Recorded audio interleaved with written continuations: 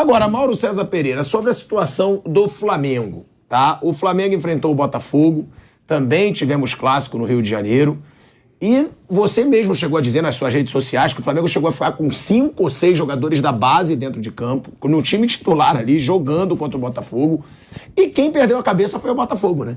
Porque o Botafogo teve 3 jogadores expulsos, um deles o Carli, que é um dos mais experientes e estava no banco, e teve cabeçada em juiz, teve esse despreparo do Botafogo, principalmente psicologicamente falando. Levou um gol aos 20 segundos de jogo, do Matheus Gonçalves. Também queria que você falasse desse garoto, que você mesmo já percebeu que ele é um dos xodós do Vitor Pereira, né, Mauro? Que você vê que o Vitor Pereira dá mais espaço para ele até do que para o Matheus França, que renovou agora com o Flamengo por R$1 bilhão de multa.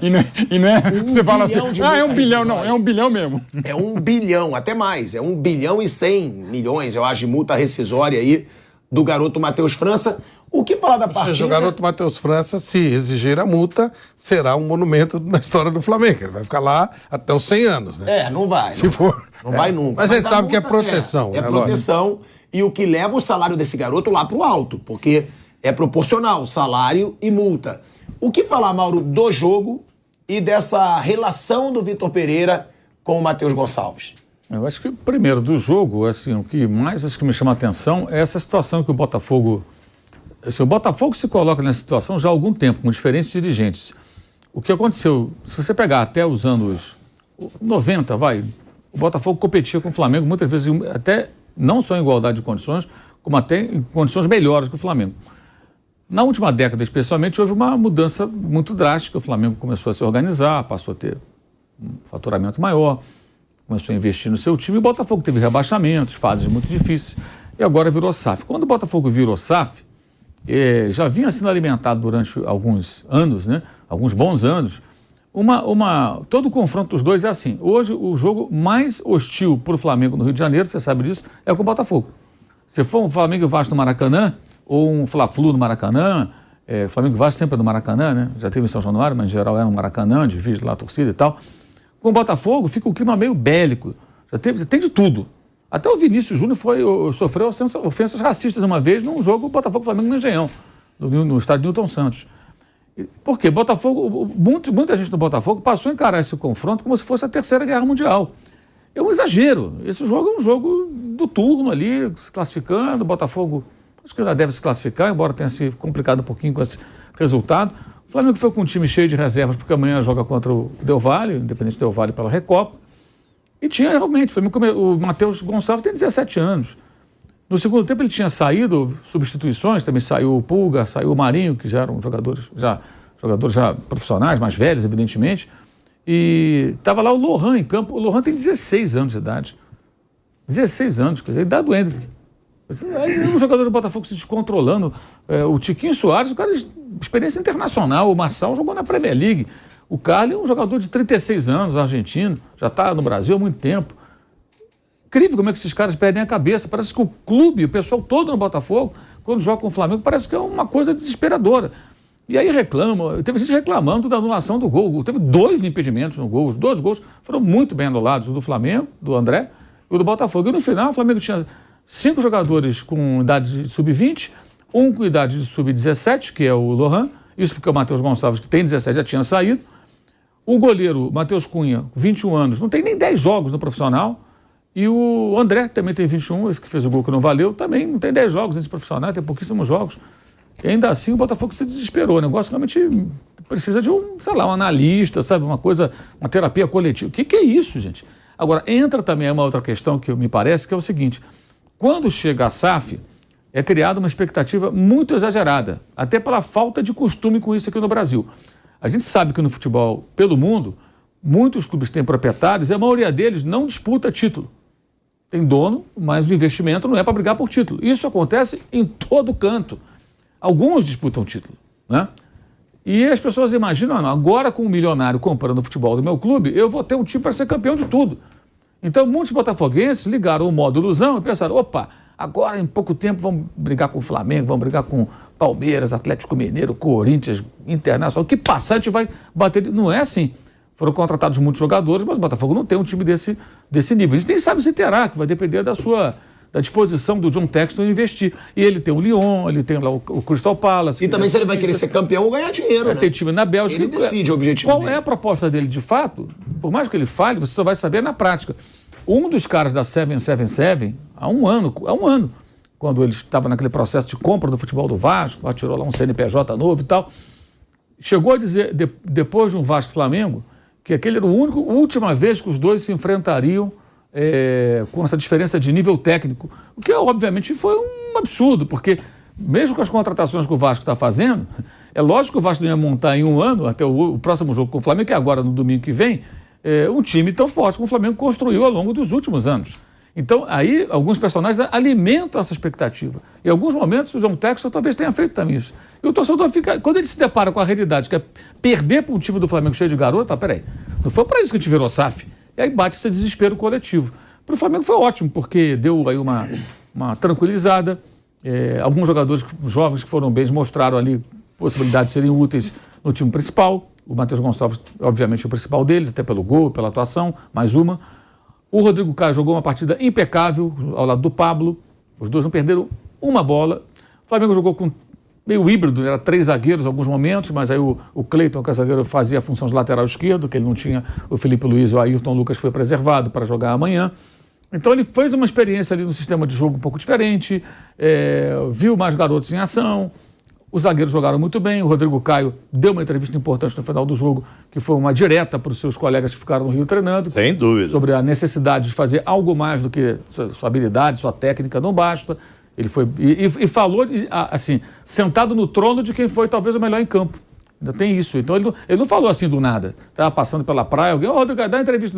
Não, e de quem foi campeão de Libertadores e brasileiro como titular absoluto e do terminou Flamengo. O jogo jogando muito bem. Então, assim, ele sai de campo como um dos melhores em campo, se não o melhor, né?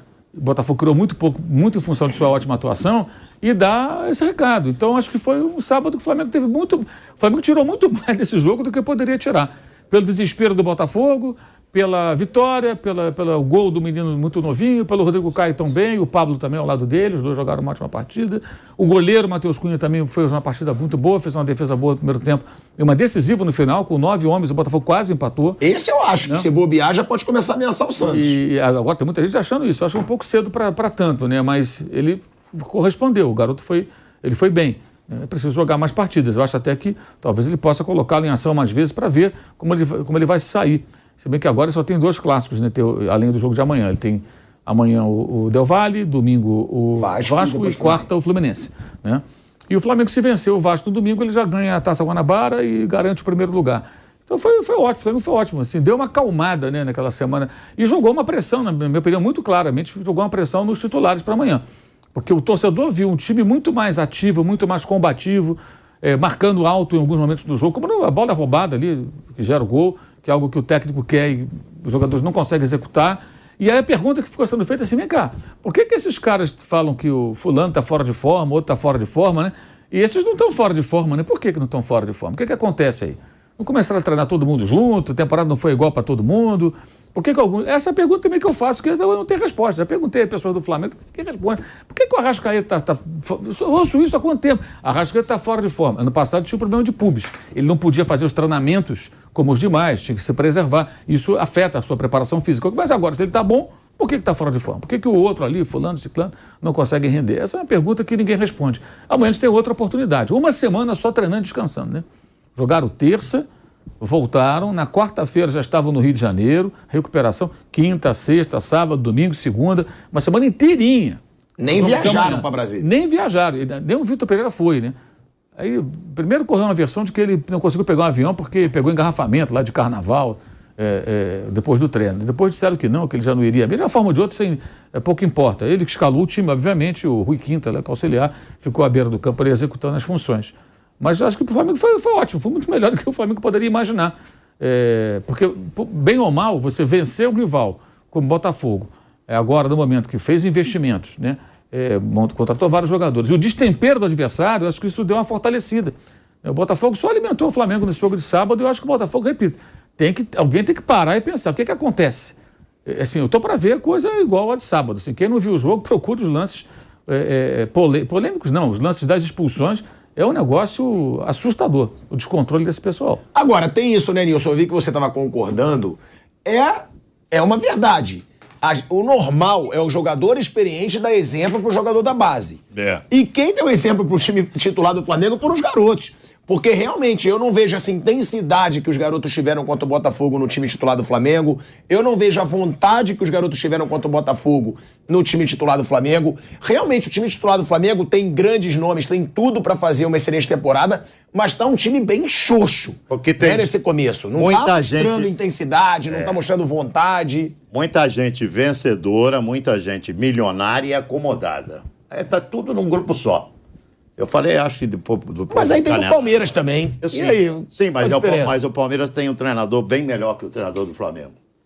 E um trabalho também mais longevo que nenhum treinador do Flamengo consegue ficar também. Um trabalho mais... 6, né? Trocou 6 treinadores, né? Então ele tem isso aí, tem esse grupo. Eu tinha muito contato com o ex-treinador do Flamengo, o Dorival. Então eu sei bem essas coisinhas que ele me falava, porque ele tinha que motivar a cara, que ele sentia que o cara estava bem acomodadão. Sabe, o cara, um grupo que tá ganhando há tanto tempo. O Muricy falava isso, rapaz. Você ganhar um campeonato brasileiro é duro. Você ganhar o segundo é difícil. Você motivar o mesmo grupo que ganhou 2 seguidos para ganhar um terceiro é um parto. Então o Flamengo tem esse problema. Ele tem um problema de motivação para essa galera que é milionária, acomodada, tranquila, um monte de astro aí, não é verdade? É isso que tem o Flamengo. Então, essa garotada, isso que aconteceu no jogo contra o Botafogo é muito bom, porque vai fazer que esses caras se cocem. Porque se tiver um treinador de peito mesmo, ele chega, meu, é o seguinte, aquele garoto tá voando, vou botar esse garoto aqui jogar. Aguenta um pouquinho aí. Se tiver um cara de peito, ele faz isso. Então é isso. E eu acho que uma das melhores coisas que aconteceu foi essa declaração do Rodrigo Caio. O Rodrigo é um cara muito sério, a gente conhece o Rodrigo desde aqui, Sim. Quando começou no Morumbi, né? É um cara muito sério. Ele só não consegue ter uma sequência, que ele foi operado pelo Dr. Marco Aurélio Cunha, já há muitos anos atrás, e esse maldito problema de joelho dele é difícil agora de ser contornado, sabe? É uma coisa muito difícil, é um problema crônico que tem o Rodrigo Caio. Infelizmente é um problema crônico. Mas ele é um cara muito correto. Ele é um cara muito correto. E ele percebe o que acontece no Flamengo claramente, porque ele vive lá dentro. O que ele fez? Aproveitou que fez uma bela partida contra o Botafogo, falou, agora eu vou dar uma falada aqui para ver se esses caras se coçam. Porque o Flamengo precisa mais do que isso. Mais do que técnica, mais do que qualidade, precisa botar um pouco de coração, de vontade, de força, né? E esse time veio perdendo isso ao longo dos anos, porque se trata de um time extremamente vencedor que acabou se acomodando. Eu faço essa leitura do Flamengo atual.